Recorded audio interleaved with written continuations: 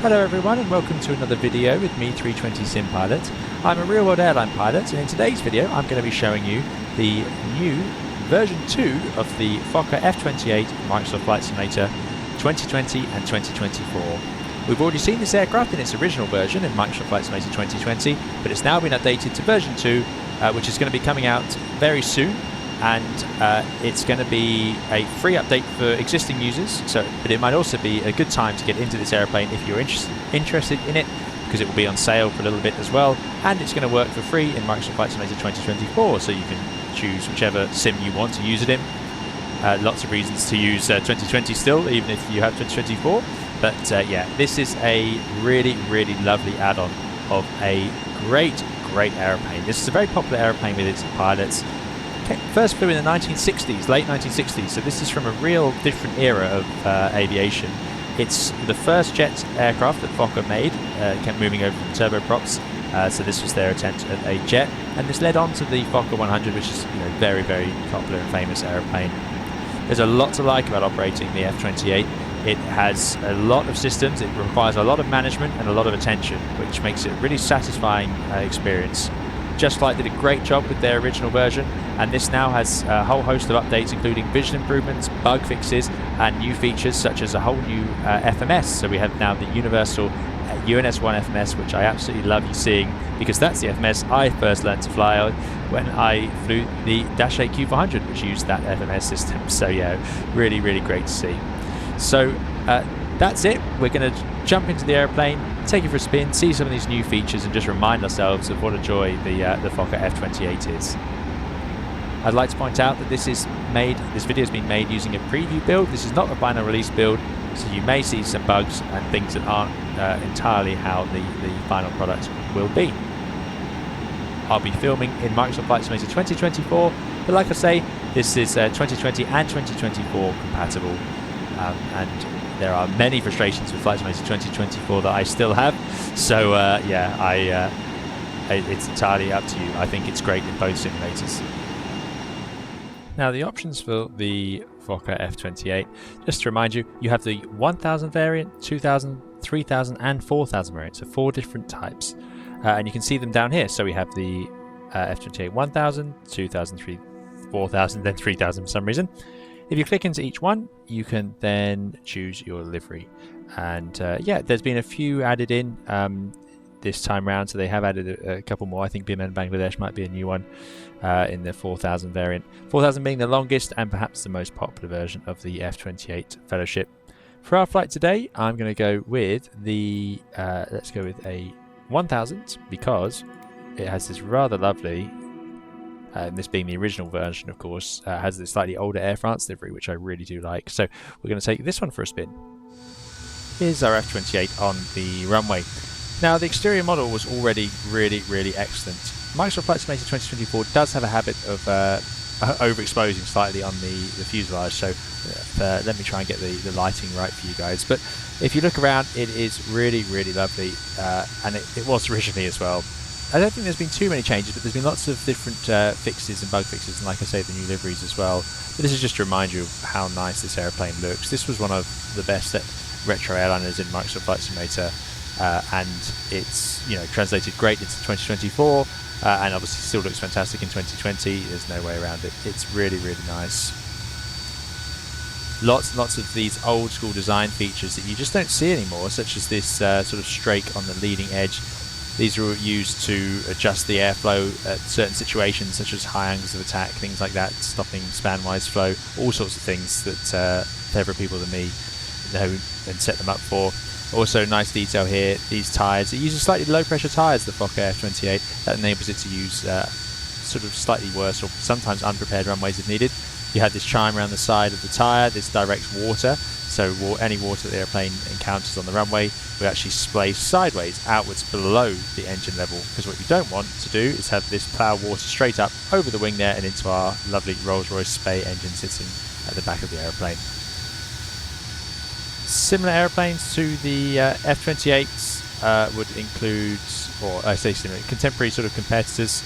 It's going to be things like the BAC 111 and the DC-9, and even the Caravelle was not too far away from this. So it's no surprise that we have the T-tail twin engine at the back configuration. Very, very popular at the time, especially with a sort of small sized airliner. Didn't seem to translate into too many large size ones, although of course we have the DC-10, something we haven't seen in Flight Simulator. That's something I'd like to see. Got the HF wires. You can adjust some of these settings in the EFB, which has also been updated in this new version. So yeah, I do like having the HF wires. It's pretty old school. You wouldn't tend to need HF on an airplane like this unless you were going for maybe one of the military variants that might be around, because of course we're not going to be taking this oceanic or anywhere a long way from the radio. We can just use the normal VHF radios. Great registration too. This is a great airplane. In the flight deck, and first of all we'll have a look at the EFB. This page of course allows you to load in your weight. So you've got your cargo forward and aft, you've got your fuel loading. There is a sense tank as well, but we're not going to need that today. We're going to go with pretty light, 65 passengers, and in terms of fuel's complete of course because our engine's running, but yeah, we'll go with our 6-7 tons. I think that'll be more than enough for what we're trying to do here. Quite a thirsty airplane, don't forget this is pretty old school and early jet engine time when fuel prices weren't such an issue. And you can of course choose your panel states up there. And you've got your different announcements, and the doors and so on can be done automatically now by the cabin crew. So you can sort of set the loading, because if you change the loading, let's say we just increase it, you can see here start boarding instant, and it will adjust it accordingly. So I'm going to leave it there. I don't want to have too much weight in the back or it could get things a bit awkward. But yeah, you get start boarding and then it instantly changes. Boarding is complete. So that's a nice new feature, but like I say, the fact that the doors would be done automatically and so on turnaround, I think that could be good fun. Here's a bit of fun. I don't know if you can hear that, but there's boarding music playing as the passengers board, and as I said earlier, it does have this sort of dynamic boarding where it goes up slowly, so going up in percentages over the 10 minutes I told it, and you can see how long the cargo is going to take, and then you can see the passengers on board at the moment. So yeah, very neat system. Love that music. You can also load in your flight plan, so if you type in your sim brief you can load in your OFP. Pretty straightforward. It does have its own map, but now we have Navigraph charts including the en route charts, so that is great. Yeah, that's probably what you're going to be using instead. It does have a checklist available in here, and this is the sort of interactive style checklist where you can tick through each item, but that's all it will do. There is another way to do checklists now, which they've added in, which is down here. If I click here, we have these interactive paper checklists. So these ones you can now click through, and it shows you sort of the list. It gives you the call sign and the registration up there, which is pretty cool. And then you can click through and go through them. Again, you can just see them, but there they are here, and they are long checklists. An airplane like this, it doesn't surprise me that they're long. It's quite a complex machine to operate. Not as user friendly. So a lot of these systems are in their first sort of phase, so that they were just sort of bolted onto the airplane, and you had to come up with ways to use them. So this is pretty good, and you can rotate it around if you choose to. So you can rotate your checklists, and the reason you might want to do that is if you have your own checklist or some other file, you can actually customize it to put that in here should you want it. So let me just go back to here. We've got the taxi and lineup checklist ready to go. And there's another way to do the checklist in this, including in Flight Simulator 2024, but of course also in 2020. We have our EFB in 2024. In 2020 you have the normal checklist system. And this still works great. So yeah, you can just go to your checklist you want, lining up checklist, brake temperature check, tick, APU off or on, and then it has a little eye, and you can click at it and it will highlight it in blue. So if I click that, and there we go, it takes us to the APU. It's off or on. We want it off today. So yeah, so that works really nicely as well. Lift dampers arm. Oh, they arms. Yes, lift dampers are arms. So this airplane is set up to go, and like I say, you have the panel states in the EFB as well. You can also fiddle around with a few other options on the airplane. So here we have the configuration. So I've got the out pre-select control. We'll talk about that. That's to do with operating the autopilot on this airplane. HF Aerials Hush Kit. That's pretty cool. Let's turn that on. Let's have a look at that. Logo lights. Yeah, we'll have that. You can even go for modern passenger option. This shows you the level of detail JustFlight went to with this airplane. It is ridiculous, really. It's such a unique machine, and they've got so many things going. I love the pilot callouts. That's always really good. Sync altimeters, state saving, yeah, so that's all good. And we're going to go with the UNS FMS, another new feature. You can also go with the GPS GNS 430, but no, we want the UNS FMS. So that gives us this down here, which I'm going to turn on, and this is very much familiar to a lot of us, as this is used in lots of aeroplanes, hence it's the universal. It can be used universally. It is a basic but still capable flight management system for navigating, and it does do a little bit of planning and vertical navigating as well. So I'm just going to power this on, so press power and it loads up. It does this hilarious little check as it goes through, checks the CPU, checks the RAM. While it does that, let's have a quick look around the flight deck and remind ourselves of this airplane, because it's taken me a little while to get my head around it again. As we step back, let's step back. It's quite a small flight deck, and it is just of its own era. It's fantastic. I love the bright blue seats. They look really nice, and yeah, they are beautifully shaped. They look like they'd probably be quite comfy, aside from not having a headrest. But yeah, nice. I mean, the detailing, you have 4K and 8K textures, and yeah, it's going to look fantastic either way. It just depends what your computer's capable of, but this looks just absolutely lovely. I believe I'm running with 4K textures. They have added in some sun visors, which you can toggle in the menu yourself. I'm not sure if how to move it. There we go. Yeah, so you can turn these on or off as well.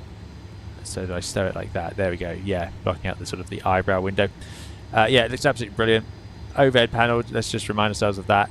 We're not going to need to use it much today, but it's actually really graphical. You have sort of your electricity over here, and there's arrows pointing from bits. So you've got your main generators, and then the lines running down from those generators, feeding the bus bars, and so on. Same over here, APU. Look at this, the APU air switch. If you turn that on, it runs through this line into the bleed air system, which is all arrows and valves indicators, so you can see what goes on. So if I turn off this air, it goes across because that valve's now been shut.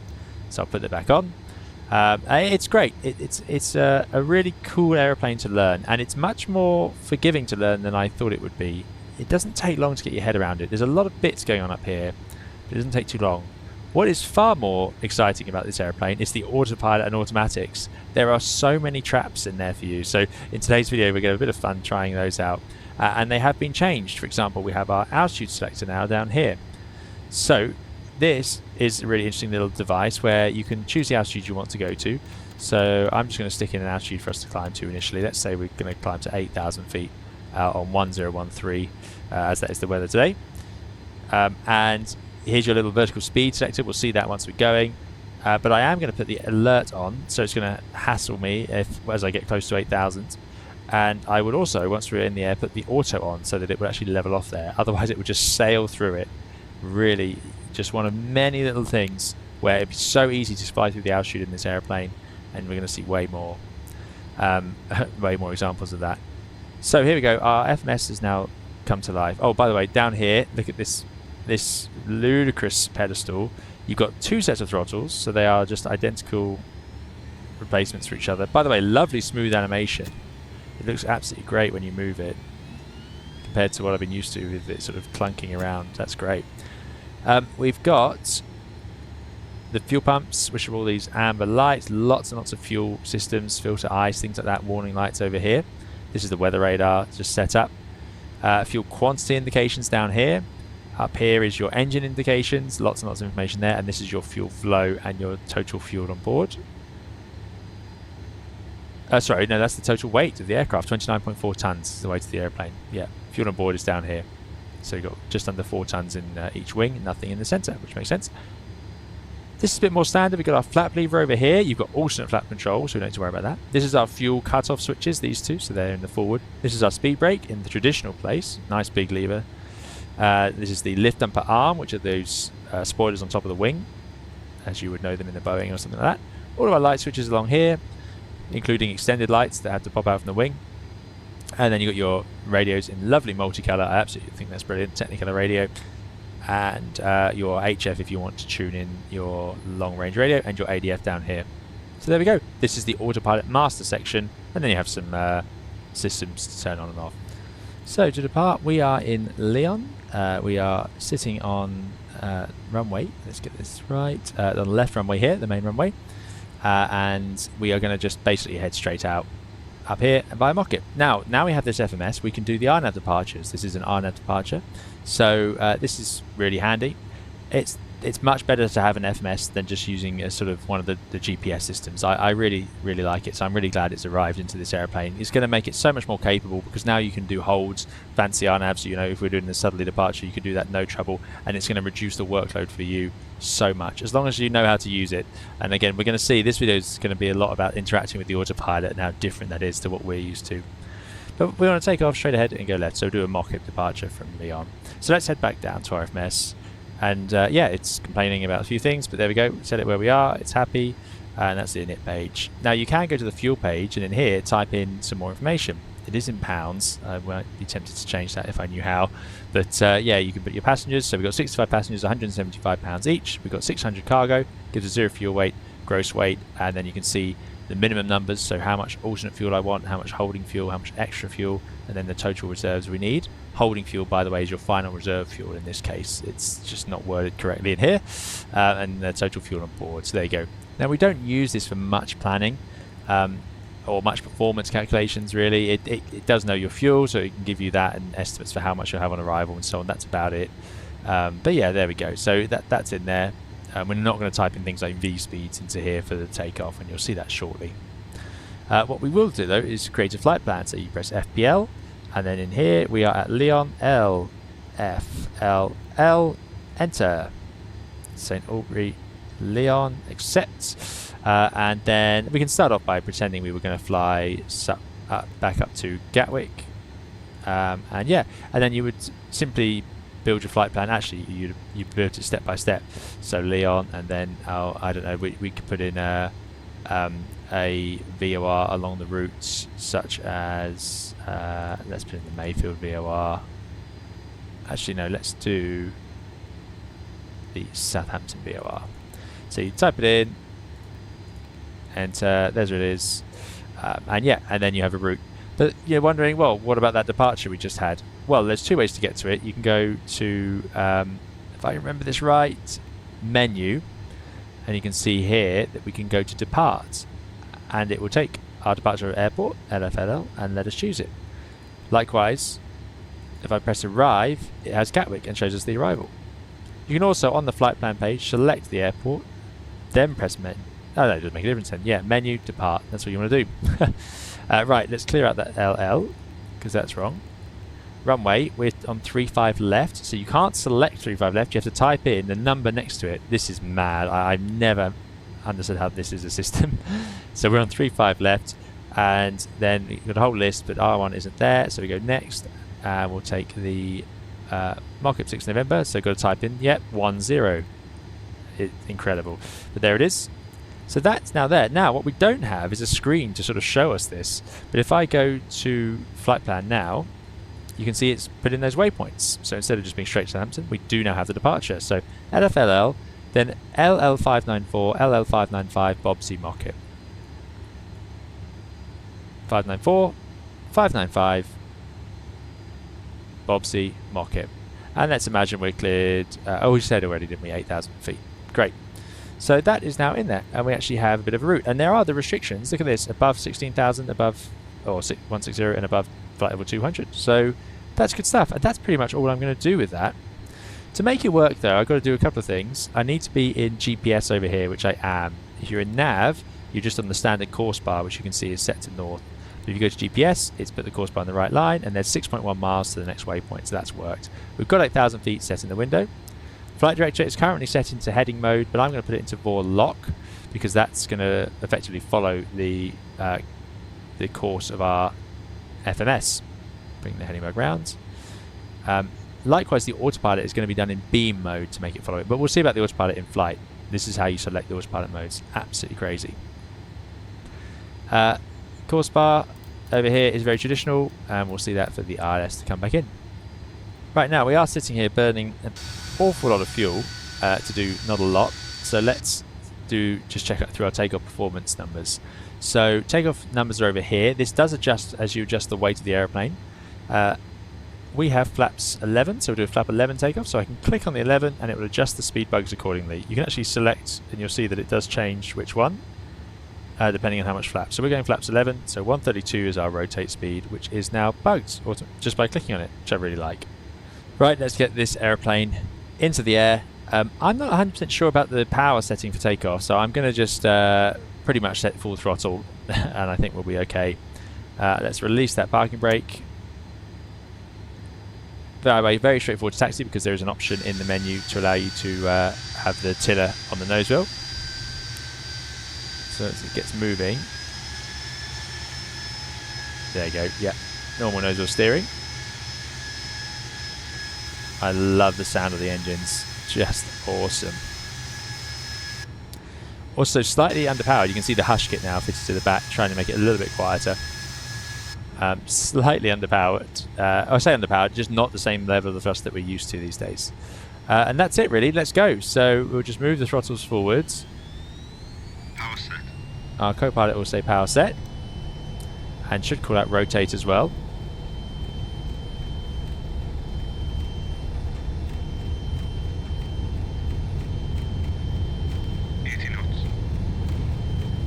Quite sensitive on the rudder, got to be a little bit careful with that. And being very much caught by the wind. Rotate. There's rotate. Oh wow, yeah, lively as well. Really wants to jump into the air. I think we'd have got away with that because the tail is actually quite raised up on this one. And then look at that smoke coming out the back. Awesome. Now once we're in the air, it is starting to run away a little bit. We are accelerating. The nose is way up into the sky. We're up at 15 degrees, running away through acceleration. So let's bring the speed back. So throttling back, lowering the nose, bit of forward trim. Let's get this airplane accelerating. And the flight director is currently on board lock, so we can follow it in the lateral mode. Bring the flaps up a stage.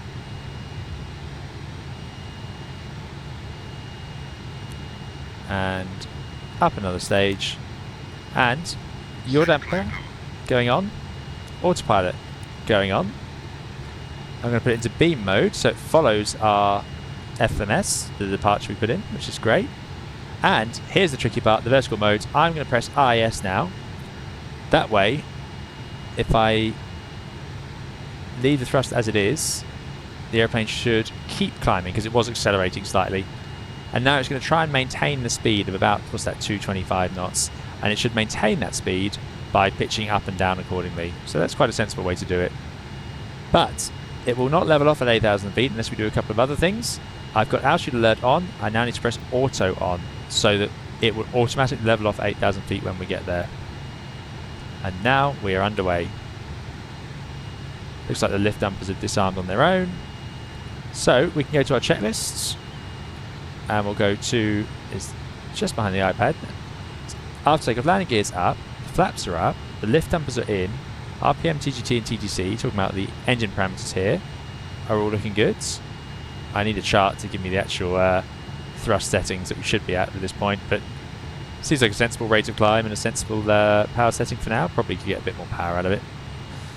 Gen 3 switch can go off, so Gen 3 is the extra generator up here, which I think was already in the off position. Yeah, Gen 3 is off already. APU is off, landing flare and out light switches off and retract. So these are down here, landing. These are out switches because they stick out underneath the airplane. So we don't want them sticking out into the airflow. You can see here, that light there has now been tucked away.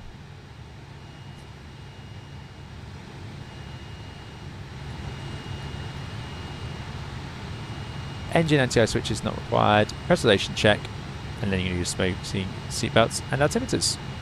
We're on 1013, which is actually the same as standard today, so you won't need to do anything else, just leave it as it is. And there we go. If I go over to the charts, you can actually bring the airplane up onto it and you'll see where we are, flying along that departure route. And just to prove it is working, we could go into heading mode. And to go into heading mode on the autopilot on this, it's a real treat, this airplane, honestly. This is where it gets really fun. I'm going to hit heading, and now it should follow that heading bug, and we'll see this course bar drift off to the left where the airplane has come away from the FMS planned routing. You'll notice the flight directors have pitched left it up at 10 degrees. That's because they are just set to whatever I've got set here. They're not really giving us much useful information at all. Amazing. Now we can climb in vertical speed. If you just press vertical speed here, and then you can set that. I should have set it first really, so I can set sort of 1,000 feet per minute, and then it will climb. But it will therefore prioritise the vertical speed, and what you're at risk of is it just getting slower and slower until it stalls. This generation of airplane, you know, you've got to be on your A game really all the time, as you do in flying any airplane. But this one, no auto throttle system, you could find yourself getting unstuck very quickly, or suddenly having the autopilot drop out as the airplane stalls, things like that. So yeah, and there you go, you can see the course bars disappeared off to the left. So if I drag the handling bar back round, we can re-intercept our departure routing. Beautiful, beautiful gauges, and the whole flight deck's lovely to look at, by the way. Look at the grime around some of these fire switches, the grime even on these little windows, the 3D-ness, if that's the word, which it isn't, of this. But you can see, look at that, the shadow of the triangle for the pointing to the bank angle. There was actually a shadow on the artificial horizon behind it. You can see it down here as well, this gauge. It really is a very, very well modelled flight deck. There you go, it did level off at 8,000 feet, but what's happened now is the nose has come down and we're just accelerating, getting up to 300 knots now. We're going pretty fast here. So we have to modulate those throttles ourselves. Got to pay attention. Awesome. And now we're heading back to the course bar. I can press beam and the airplane goes to GPS mode. And this, by the way, this is cool. This shows us what the flight director is doing and what the autopilot is doing, because they are not the same thing. It's really easy to forget that. Modern airplanes have synchronized the two, but back when this stuff was new, like when this airplane came out, it was not the case. I can actually put the out hold onto the flight director. There we go. Now it's carefully modulating its way back onto that onto that departure. So what we can do is head into here and actually set up the arrival. If I go next, you can see it says EGKK. If I select it, I can delete it. We're not going to Gatwick anymore. And I can type in LFLL. Thank you very much. Yep, St Ilbury, that's where we're going to go. And now menu, arrive, and we can set up for an arrival. Now if we carry on like this, we are going to get a little close to the ground, so I'm just going to let's stretch the legs of the Fokker 28 and let's wind up the altitude. We'll go all the way up, flight level 180, and let's this time go, if I hit IS now, actually no, I won't do that, we're a bit fast. Let's hit vertical speed, arm the altitude, and let's get it climbing. We are going very fast. And what you can do, if I wind the vertical speed way up, this is just to show you how involved the automatics are on an airplane like this. There is actually a case to just say, well, you could just adjust the pitch using this little switch down here instead, which might be easier in a more basic mode. But again, you've got to watch out, because if you just adjust the pitch, of course this airplane can stall, it can run out of energy. So we're doing 2,000 feet per minute, speed is still high, I reckon we can get more out of it. Get the nose way up.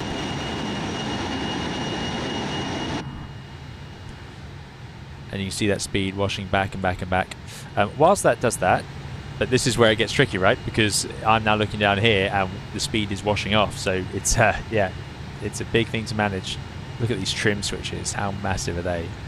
Yeah, we're going to land on runway 35 right. So I'll type in number 4 at Leon, enter, and we'll do the Milpa arrival. So number 5, enter, and we'll do an ILS 35 right, number 2, enter. Via, oh, that's a good question. Yes, we're coming in via RIP2. So RIP2 here, which will bring us all the way down here to Ingov for 35 right, and then that is the start of the ILS. So you can see that it takes 3 charts. A lot of French airports are like this, where you have to have an initial RNAV part, same in Charles de Gaulle. So we need the RIP2 to be our sort of connecting point. Let's just keep an eye on our speed. Look at that. Look at that speed wash off, you see? And now the airplane's lowered the nose. Has it dropped out the autopilot? No, the autopilot is still in. Interesting. It's almost like it has some sort of protection. I don't know what that might be. But anyway, yeah, good reason not to climb in vertical speed mode, or if you do, have a very low vertical speed that you know the airplane can handle. So I'm just going to go full power for a second.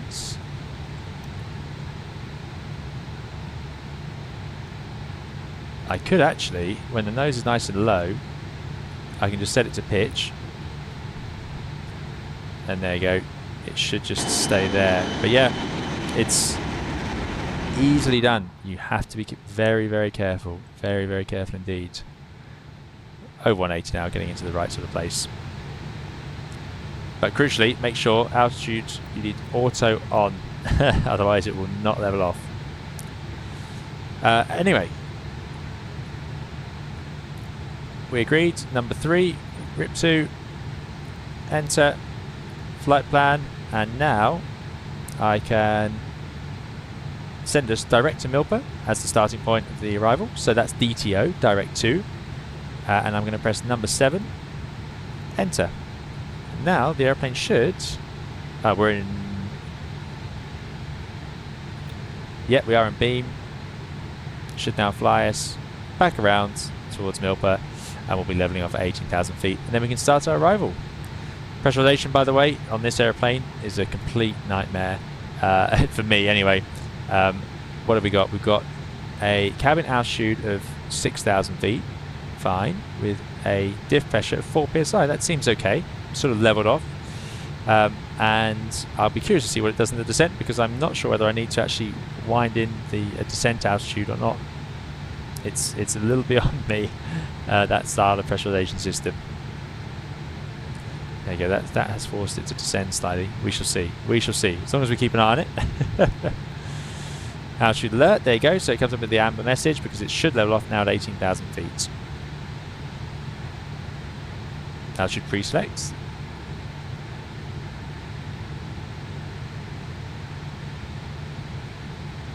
And hopefully... we are a bit slow here. I think 200 knots at this altitude is a bit of a stretch. There we go. Height, maybe it's going to height mode.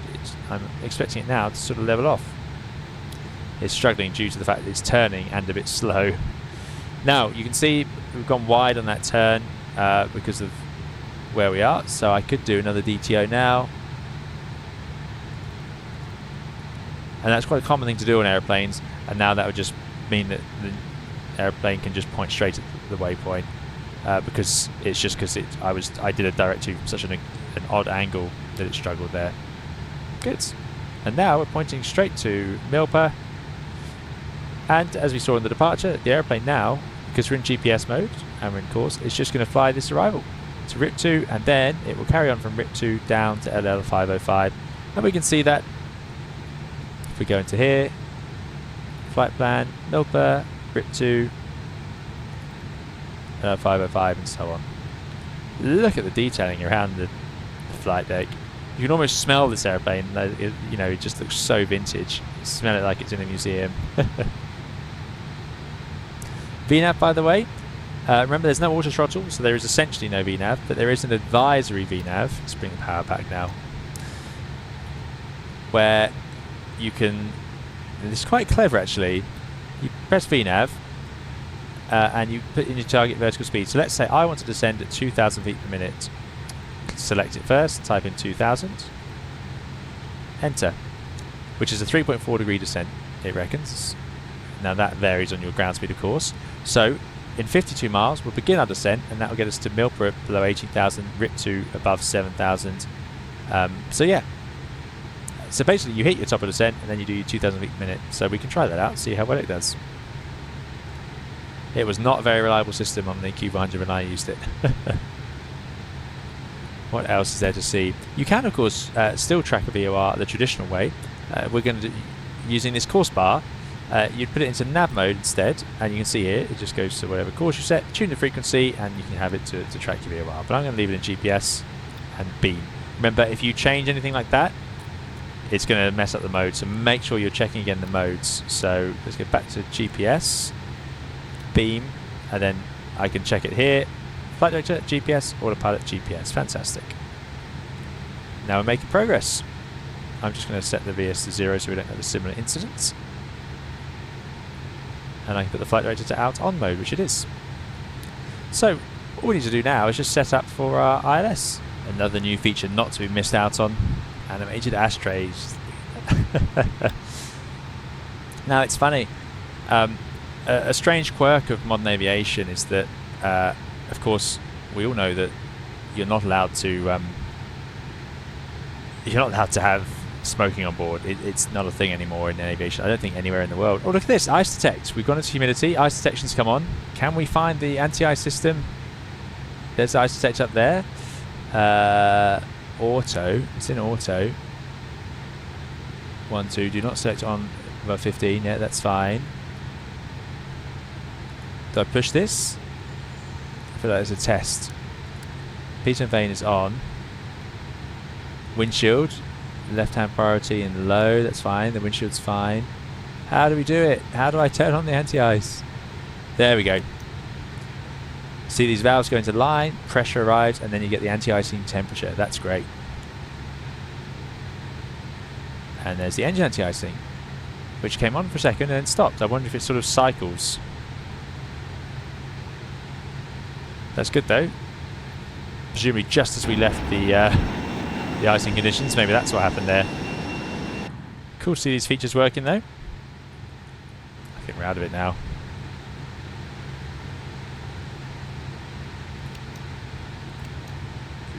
Get rid of those. I wonder if that's... that's auto. So the engine anti-ice came on automatically, but the wings we had to do ourselves. I think that's what's going on there. I think.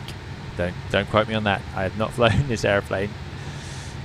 Good stuff. So there we go. We can see that we're heading to Milpa now on our chart. Going over there. I'm actually going to do a direct to Amkin, and we'll get ourselves in towards Leon.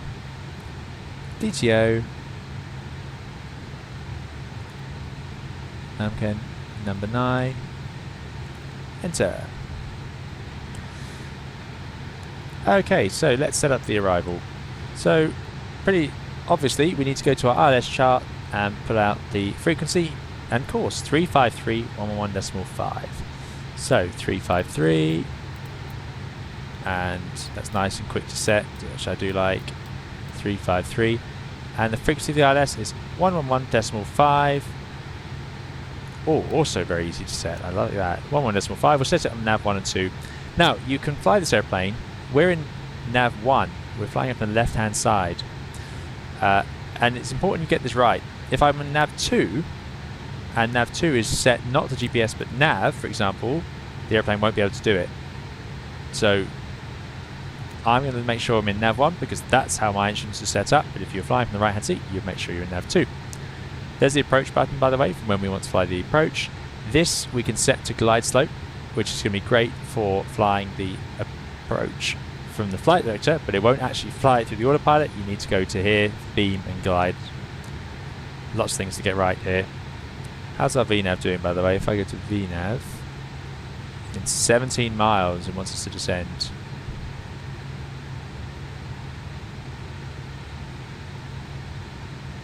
Oh no, hold on. No, we've missed it. So it's saying you need to do 3,700 feet per minute to make the next, its sort of planned descent. So let's put it back to GPS. Whoops. Nav 1. Good. And let's just bring the heading bug round and intercept that a little bit. As we've come off it. Heading. Actually, I'll try beam, see if it can get over there. Good. Now the ILS starts at 3,000 feet, pretty standard ILS, 3 degrees, and then you have minimums there of 1021. High MSA, so we need to be careful, so we will stick to the procedure for this one. And there we go, turning now towards Amkin. Here's the full cabin on this airplane. By the way, this is a fantastic bug of Microsoft Flight Simulator 2024 where the pilot seems to be repositioned constantly around the airplane. I have no words. Yeah, sometimes sticking out as well. But this is not a bug with this airplane. Even in this preview build state, this is a bug I've seen on several airplanes. But yeah, cabin with cabin lighting, very nice. What is nice about this cabin as well, I do like, is because I'm not massive on my cabins. Yeah, I know a lot of people like them, but you do get these beautiful wing views with the sort of the surrounding old school textured plastic. Look at that view with the engine intake, absolutely awesome. Lots of lights as well, very old school lighting system on this airplane. So I think it's worth taking a look at that. So I'm going to just go. Let's jump out to the outside drone view actually. And let's just momentarily have that sunset a little bit. Oh yeah, fantastic. That's what I was hoping. Super retro beacon, continuously pulsating. Look at that, awesome. I like the strobe effect. It's a very, very strong effect, but that's what strobe lights are like. I love that beacon. That's fantastic. Now let's jump in. Oh, look at the cockpit as well. Even better. There we go. Ice inspection lights now on. So you have the wing leading edge lit up. That's a very strong strobe effect. I might need to put a little warning on about that in the video. It's certainly something that you need to watch out for if you are sensitive. That's the first time I've seen a strobe light in Microsoft Flight Simulator actually be so bright. It's sort of airplane where you probably could see the leading edge of the wing from the flight deck, so it might be something you need to do at some point. You're worried about ice. Though it's pretty cool it has ice detectors. That's quite a high-end feature. Love it. So we are well past top of descent now, and you can see here the required vertical speed 6,400 feet per minute. So let's start going down. So we'll set our altitude selector all the way down. We do have one trick up our sleeves. I'm also going to bring the throttles back and we'll start slowing up a bit. Now, rather annoyingly, it does play a lot of gear config horns. So there's 10,000 feet, and I'm going to hit IIS now to 30 knots. Isn't that fast? And I'm going to press auto out select 10,000 feet. Right, so now it's going to try and maintain 220 knots. It's not actually fast enough, so I'm going to change my mind. I'm going to set it to vertical speed. Vertical speed on. I'm getting rid of that horn by pressing undercarriage horn silencer. And there we go. Right, so now it's diving down. It's following this arrival, and after RIP 2, it should move on to the transition and fly along like that. So down to 70 at RIP 2. Let's put that into the window. I keep looking up there, even though that's not where the altitude selector is. 7,000 feet. Alert is on. Auto is on, so it will level off when we get there. And now I'm going to wind the vertical speed right down and let the speed increase. I reckon we can get a pretty serious descent going here. 4,000 feet per minute.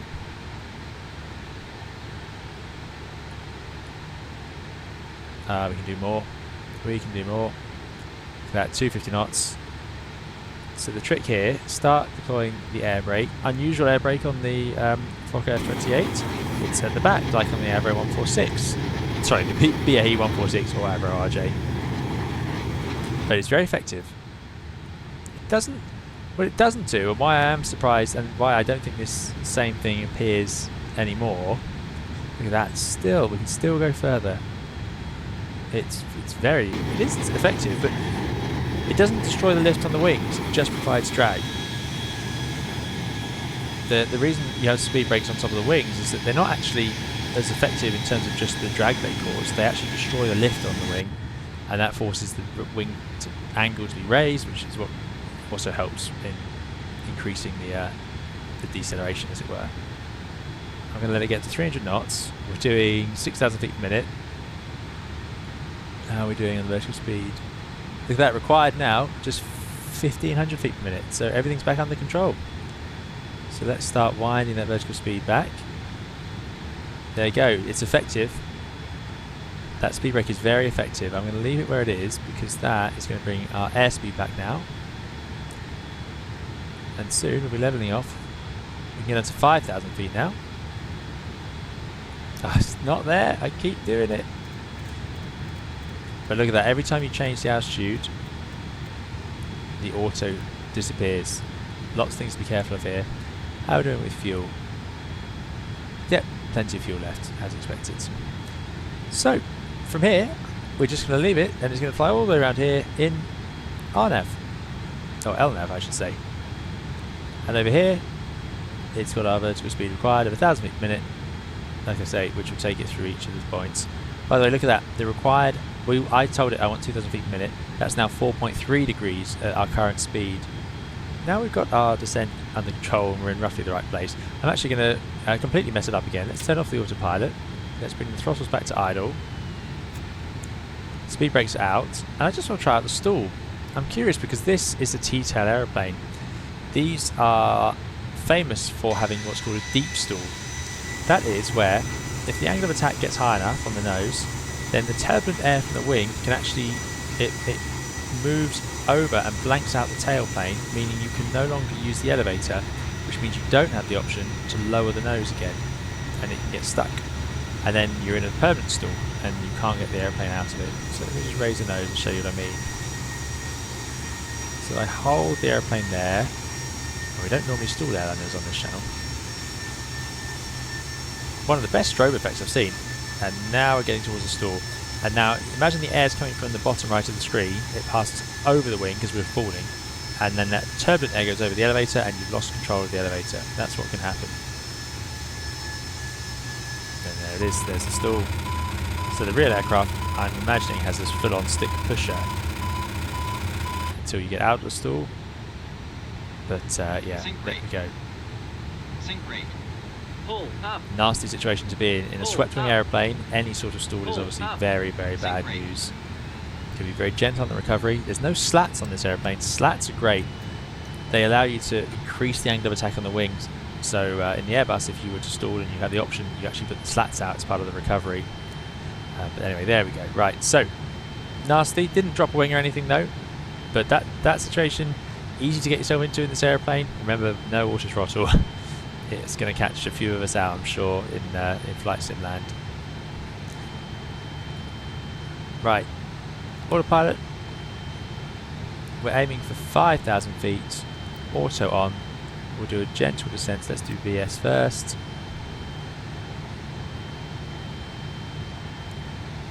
Let's go into LNAV, as it were. And let's bring the speed back. Okay, back on track. Lots going on with the autopilot.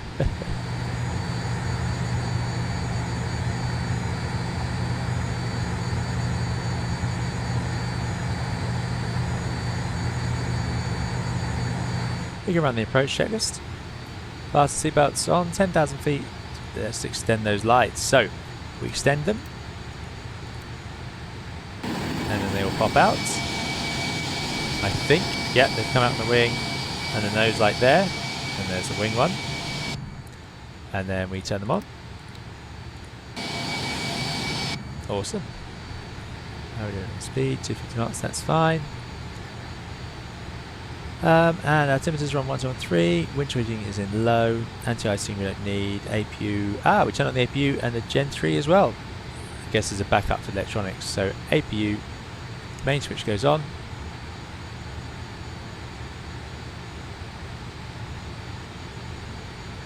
Gen 3 not warning light, that's fine. And we'll start the APU. Okay, here we go, turning around this corner now. Keep the heading bug updated. Okay, here we are then coming in on base leg, and we're going to make our last turn towards Inga for 35 right. Well, it's just in front of us, and then the airplane will make a right turn and we'll intercept the ILS. So we need to be ready now. We have our ILS tuned, our course set, and we're simply going to swap over from nav, GPS to nav when we get there. So there we go. There's the turn to Ingpu. Let's start getting the speed back, 230 knots, so let's bring the throttles to idle.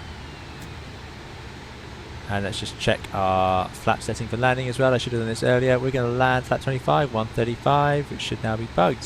135. Good. Make sure I definitely have done that. Great. 135, so we'll do about 140 on final approach. Let's bring out the first stage of flaps. And in just a moment we'll be making the next turn north, because our FMS does actually have the FL35 right. It has the final approach on there. But what we can also do is bring the heading bug round as if we're doing an inset, because runway 35, so about 320 degrees will work. Yeah, the airplane's doing it now, so I'm going to put it into heading. Change over to nav, which brings up the course bar of 353. We can see the localizer over there. So if I go to heading 320, that's a 30-degree inset. Speed's coming back a little bit much, so we'll go for our next stage of flaps and add a bit of power. Got to keep an eye, it's easy to get behind this airplane. And once that nose is up, you need to get onto the power. Now I'm going to arm the localizer by pressing beam again, because we're in nav mode. So here comes the localizer, the airplane should now intercept it, and you see the green light go, because now the BOR localizer is active. We're at 3,000 feet, which is the platform altitude. The glide slope is above us and coming down shortly. So I'm going to set my flight director to BOR lock. So now it's also following the localizer. And I'm going to arm the glide slope by pressing glide up here. Now watch out, if you're in vertical speed, that will override this, so you need to be careful. It's easily done. Glide slope's coming down from above. We're getting a bit fast now. Easy to do. Just cancel that gear horn silencer. You can see on the radar altimeter, which is actually here, we're only about 1,800 feet, so let's lower the landing gear. Arm the lift dumpers. Glide slope is armed, and you can also set GS Auto on the flight director, and now you can see the flight director is in glide slope armed as the autopilot is also in glide slope armed, and now they've both activated, and hopefully the airplane will start its descent, which it has. Throttling back, next stage of flaps, 18. There we go, airplane descending down.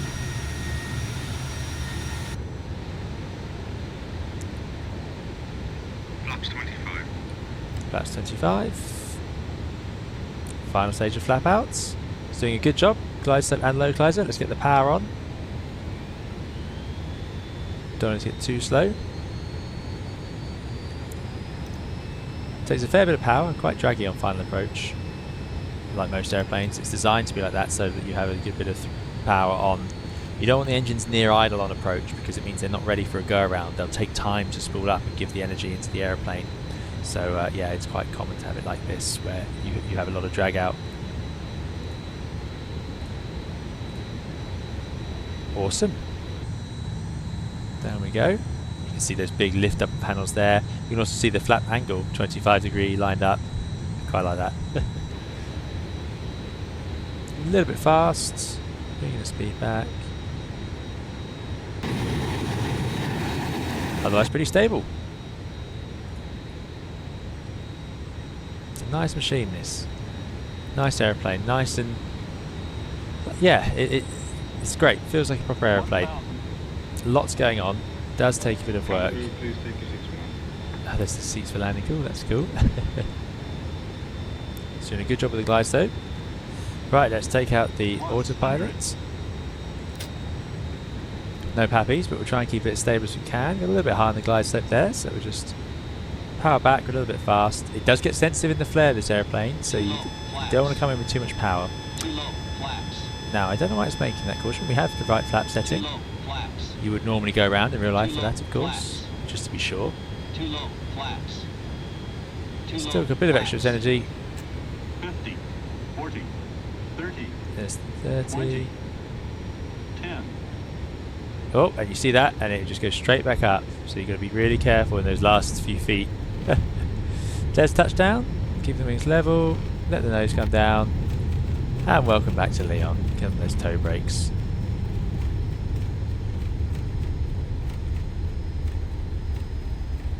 Very nice. Definitely a bit of an quirky airplane in the flare. If you have a bit of extra energy, it will just go back up as those big wings enter ground effect. Remember, those lift dumpers don't appear until you touch down, so they're low to the ground, so you'll hit that ground effect quite late, but it'll be quite a strong effect. I say late, not really that late. You'll hit the ground effect, and yeah, that's what you get. Awesome. Welcome back to Leon.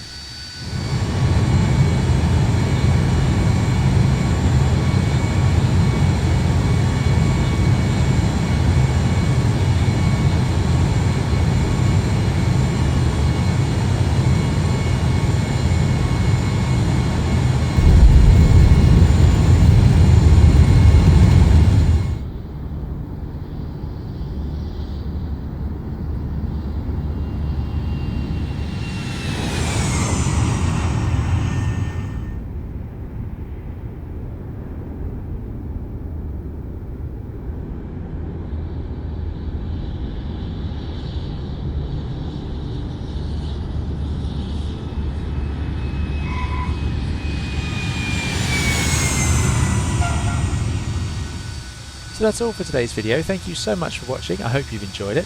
Another look at this rather unique and definitely interesting airplane.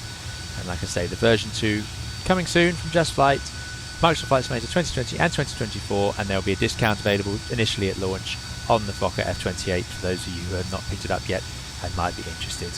There'll be plenty more videos, guides and live streams coming to the channel, so do please subscribe if you'd like to see those. We'll see you again in another of those videos or live stream soon. Thank you for watching. Bye bye.